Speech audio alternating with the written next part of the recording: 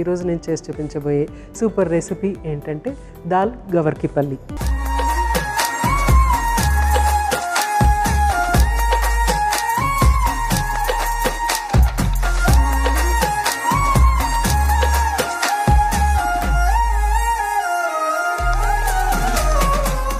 దాల్ గవర్ కి పల్లికి కావాల్సిన పదార్థాలు ఏంటో ఒకసారి చూసేద్దాం. గోరుచిక్కుడు, నానబెట్టిన పెసరపప్పు, మినప్పప్పు, జీలకర్ర, ఆవాలు, పచ్చిమిర్చి, టమాటో, కొత్తిమీర, కరివేపాకు, పసుపు, కారం, ఉప్పు, నూనె అన్నీ రెడీగా ఉన్నాయి. మనము స్టవ్ వెలిగించుకుని ప్రాసెస్ స్టార్ట్ చేసుకుందాం. ఫస్ట్ అన్నిటికంటే ముందు స్టవ్ వెలిగించేసుకుందాం.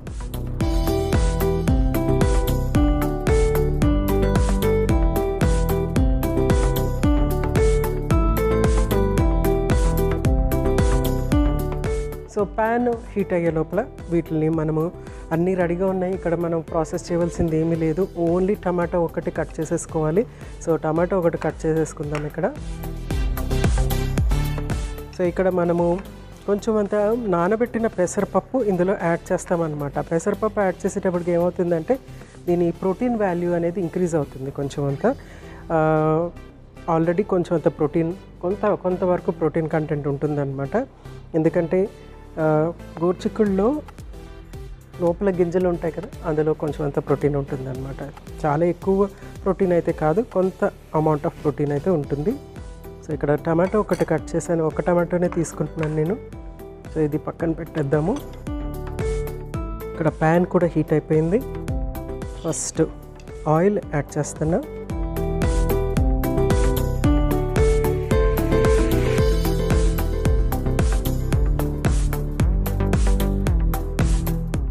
నెక్స్ట్ ఆవాలు, తర్వాత జీలకర్ర, తర్వాత కరివేపాకు, తర్వాత కొంచెం అంత మినప్పప్పు. ఇవంతా ఫ్లేవరింగ్ ఏజెంట్ అన్నమాట. మినపప్పు అదంతా కూడా మనకి ఏంటంటే చక్కటి ఫ్లేవర్ వచ్చేస్తుంది. సో ఆల్మోస్ట్ అన్ని కర్రీస్లో మనము ఆవాలు ఇంకా జీలకర్ర అనేది యాడ్ చేస్తూ ఉంటాము. ఆ రెండు ఏంటంటే ఫ్లేవర్ అనేది ఇవ్వటమే కాకుండా అరుగుదలకి బాగా ఉపయోగపడుతుంది. ఏ ఆహార పదార్థం అయితే మనం కుక్ చేస్తామో దాని అరుగుదల అనేది చక్కగా ఉండేటట్టు చేస్తుంది అన్నమాట. సో జీలకర్ర ఆవాలు మిక్స్ ఎప్పుడు కూడా చక్కటి అరుగుదల ఇస్తుంది అన్నమాట మనకి. సో నెక్స్ట్ ఏంటంటే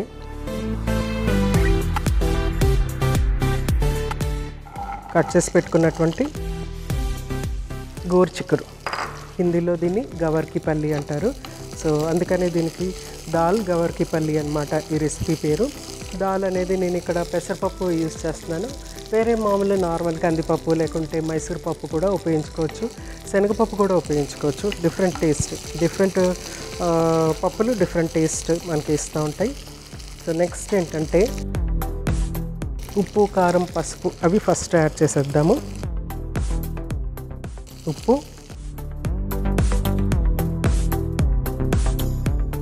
కారం, పసుపు, తర్వాత పచ్చిమిర్చి జస్ట్ యాజ్ ఇట్ ఈజ్ ఇట్లాగా కట్ చేస్తున్నాను. తర్వాత టమాటో,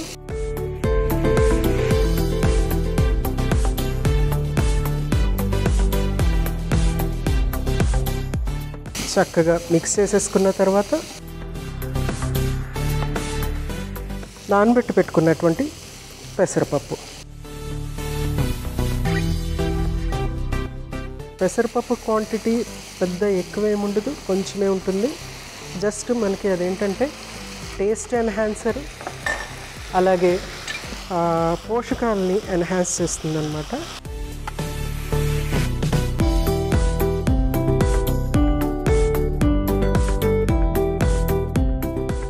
తర్వాత పెసరపప్పు అనేది క్విక్గా కుక్ అయిపోతుంది.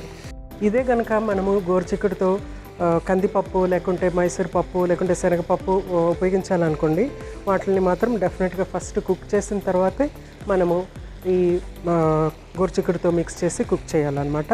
అదే కనుక పెసరపప్పు అయితే ఆల్రెడీ కొంచెం నానబెట్టి పెట్టుకున్నాం కాబట్టి అది చాలా ఈజీగా కుక్ అయిపోతుంది. కాబట్టి ఈ రెండు చక్కగా మిక్స్ అయిపోతుంది.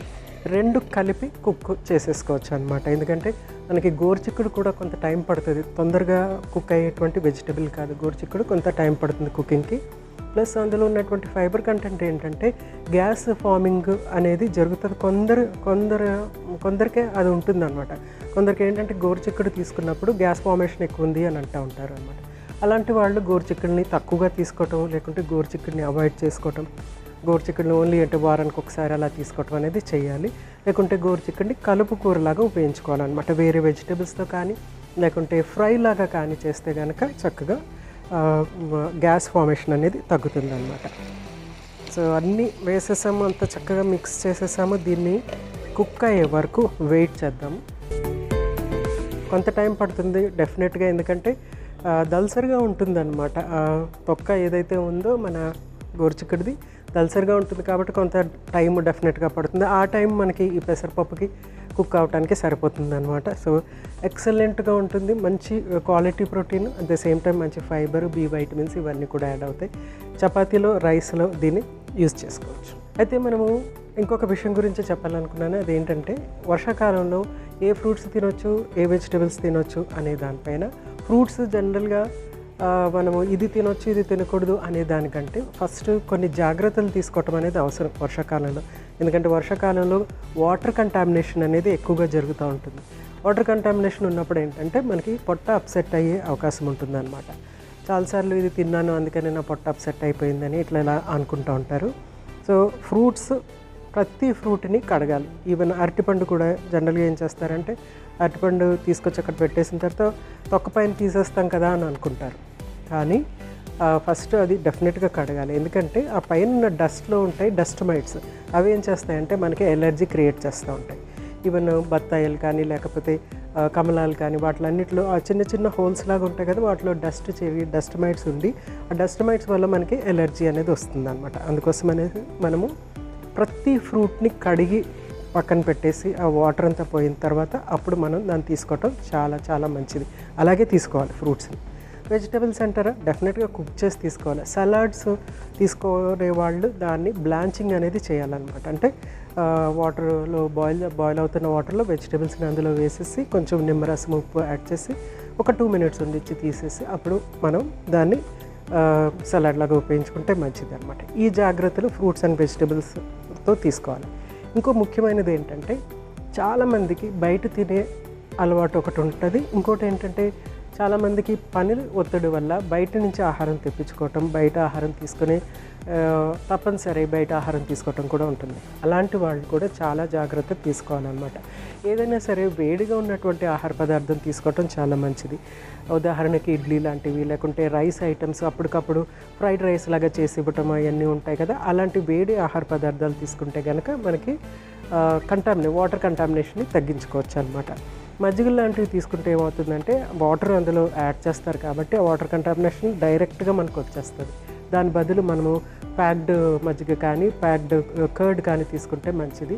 రెగ్యులర్గా బయట ఆహారం తీసుకునే వాళ్ళు డెఫినెట్గా కొంచెము మనం ఇంటికి వచ్చిన తర్వాత మజ్జిగ తీసుకుంటే కనుక దానివల్ల వచ్చేటువంటి అనర్థాలని మనము రక్షించుకోవచ్చు. ఎందుకంటే రెగ్యులర్గా బయట ఆహారం తీసుకుంటున్నప్పుడు లివర్ ఎక్కువగా వర్క్ చేస్తుంది, లివర్కి ప్రాబ్లం వచ్చే అవకాశం ఉంటుందన్నమాట. సో అందుకోసం అనేసి మనం తప్పనిసరిగా మజ్జిగ తీసుకుంటే కనుక చాలా చాలా హెల్ప్ఫుల్గా ఉంటుంది. సో కర్రీ ఎంతవరకు వచ్చిందో చూద్దాం. చివర్లో మనం కొంచెం అంతా కొత్తిమీర యాడ్ చేసుకుందాము.